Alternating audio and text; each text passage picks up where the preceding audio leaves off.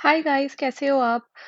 तो आज के हम वीडियो में पढ़ने वाले हैं इन्फ्लोरेसेंस और फ्लावर स्टार्ट करेंगे। आई होप आपने पिछले वीडियोस देखे हैं। अगर नहीं तो आई वुड रिक्वेस्ट कि आप प्लीज जाकर देखिए।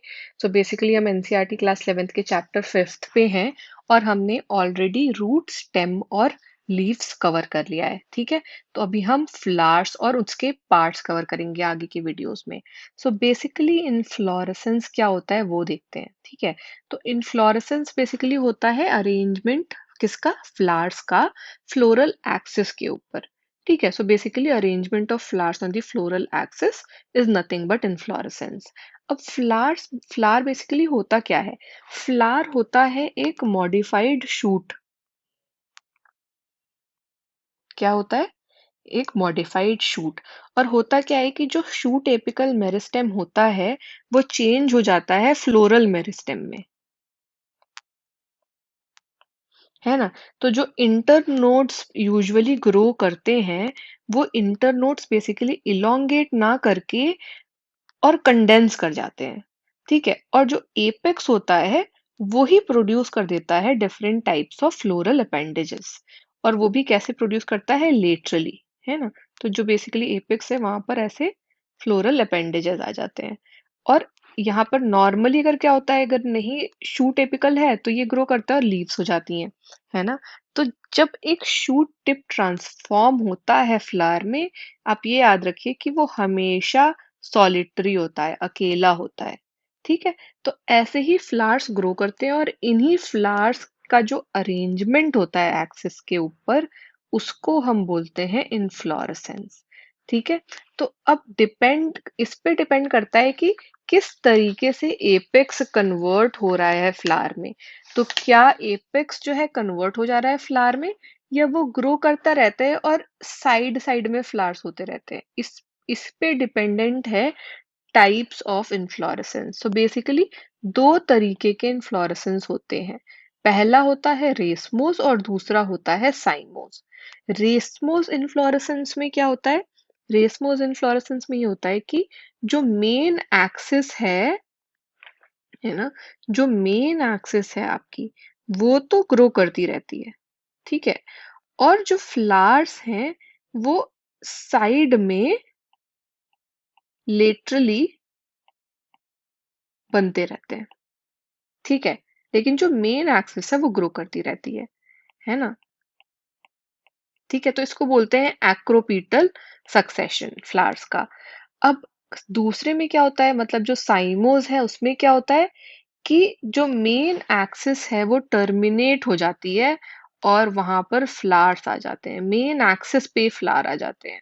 ठीक है, तो इस केस में क्या हुआ कि बेसिकली जो ग्रोथ है वो लिमिटेड हो गई एक तो, है ना?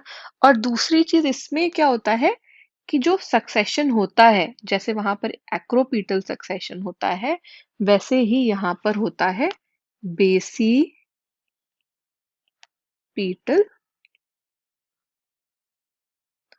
सक्सेशन, है ना? मतलब बेस पे फ्लावर्स आ गए तो यहाँ पर ग्रोथ लिमिटेड है ऑब्वियसली। ठीक है, तो ये तो हो गया हमारा इन्फ्लोरेसेंस। इन्फ्लोरेसेंस क्या होता है? बेसिकली फ्लावर्स का अरेंजमेंट एक्सिस के ऊपर, और किस तरीके से अरेंज्ड है उसके बेसिस पे या तो रेसमोस हो सकता है या तो साइमोस हो सकता है। नेक्स्ट जो हम शुरू करेंगे वो होगा फ्लावर। तो फ्लावर एग्जैक्टली होता क्या है?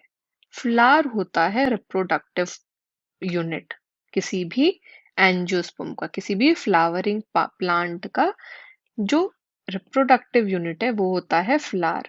और फ्लावर बना ही सेक्सुअल रिप्रोडक्शन के लिए है ना? तो फ्लावर्स बने ही सेक्सुअल रिप्रोडक्शन के लिए हैं। अब डिपेंड करता है कि किस तरीके से फ्लावर्स बने हैं। तो एक तो चार डिफरेंट तरीके के वर्ल्स होते हैं जो कि एंड जो है, स्वोलन एंड जो है उस पे अरेंज्ड होते हैं। ठीक है, और वो स्वोलन एंड है स्टॉक का। तो जो ये जो स्वोलन एंड होता है उसको हम थैलेमस या रिसेप्टिकल बोलते हैं। और जो चार तरीके के वर्ल्स होते हैं जो इस पे अरेंज्ड हैं वो होता है कैलिक्स, कोरोला, एंड्रोशियम, गाइनोशियम। ठीक है। तो अब जो कैलिक्स और कोरोला होते हैं बेसिकली, वो जो है एक्सेसरी ऑर्गन मान जाते हैं, वो रिप्रोडक्टिव ऑर्गन्स नहीं है, तो उनको हम बोलते हैं एक्सेसरी ऑर्गन। और एंड्रोशियम और गाइनोशियम हमारे जो हैं मेल और फीमेल काउंटर पार्ट्स हैं, मेल और फीमेल रिप्रोडक्टिव ऑर्गन्स हैं, तो इनको हम बोलते हैं रिप्रोडक्टिव ऑर्गन्स।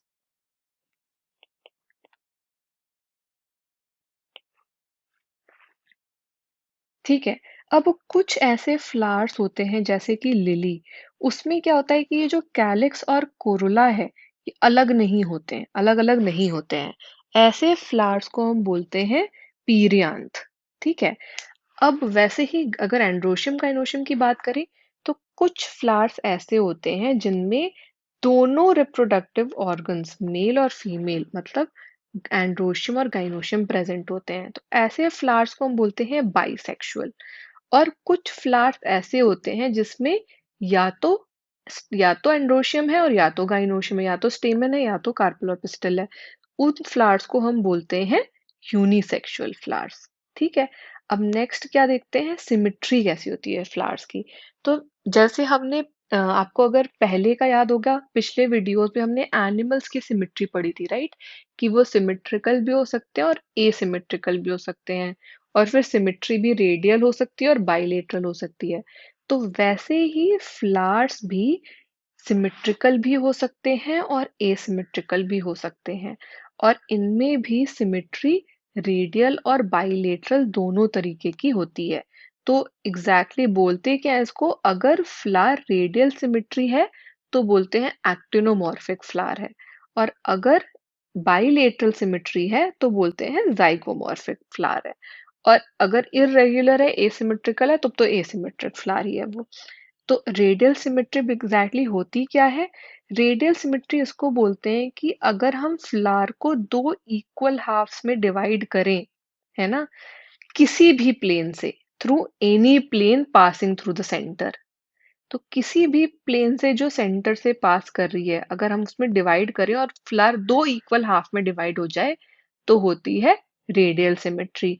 तो जैसे आपका चिली का प्लांट है या मस्टर्ड का प्लांट है या धतूरे का प्लांट है, इसमें जो है एक्टिनोमॉर्फिक फ्लावर्स होते हैं।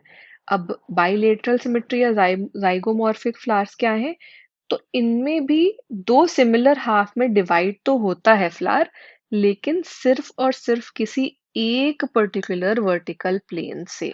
तो अगर मैं बोलूं कि एक फ्लावर ऐसा है ना, जो मैं किसी भी प्लेन से डिवाइड करूं तो दो इक्वल हाफ में डिवाइड हो जाए, बस सेंटर से पास करिए वो प्लेन तो। और एक ऐसा फ्लावर है जो मैं सिर्फ एक प्लेन जो सेंटर से पास कर रहा है से ही डिवाइड करने से दो इक्वल और दो सिमिलर हाफ में डिवाइड हो, तो वो हो गया जाइगोमॉर्फिक। ठीक है। तो आपका पी का जो प्लांट होता है या बीन का प्लांट है या इवन गुलमोहर का प्लांट है, ये जो होते हैं प्लांट्स, इनमें होते हैं जाइगोमॉर्फिक प्लांट्स। और एसिमेट्रिक क्या होता है, मतलब इरेगुलर, मतलब कि किसी भी आप प्लेन से उसको डिवाइड कीजिए, पासिंग जो थ्रू द सेंटर, जो सेंटर से पास हो रहा है, आपका फ्लावर दो इक्वल या दो सिमिलर हाफ में डिवाइड हो ही नहीं सकता है। ठीक है। तो वो मतलब एसिमेट्रिक है। तो जैसे कैना का प्लांट होता है जो कि होता है एसिमेट्रिक। ठीक है।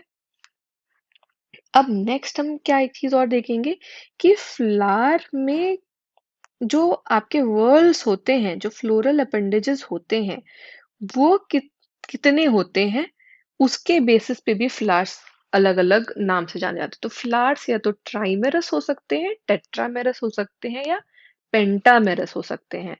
तो अगर मल्टीपल ऑफ थ्री है तो ट्राइमेरस हो गया, अगर मल्टीपल ऑफ फोर है फ्लोरल अपेंडेजेस तो टेट्रामेरस हो गया, और अगर मल्टीपल ऑफ फाइव है फ्लोरल अपेंडेजेस तो पेंटामेरस हो गया।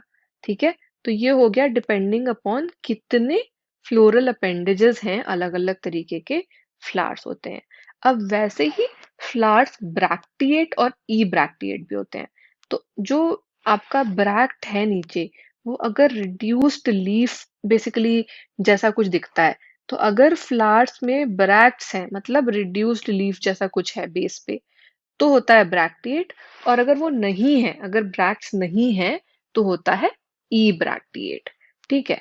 अब लास्ट जो हम देखेंगे डिफरेंशिएशन फ्लावर्स का, वो देखेंगे कि जो आपकी ओवरी है, जो गाइनोशियम है, उसके रिस्पेक्ट में बाकी जो फ्लोरल अपेंडेजेस हैं, कैलिक्स, कोरोला और एंड्रोशियम, ठीक है, उनकी पोजीशन क्या है फ्लावर में, उसके बेसिस पे हमने 3 तरीके से फ्लावर्स को डिवाइड करा।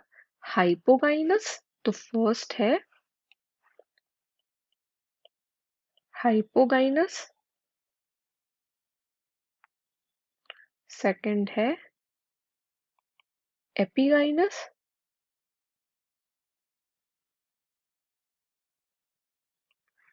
और थर्ड है पेरीगाइनस।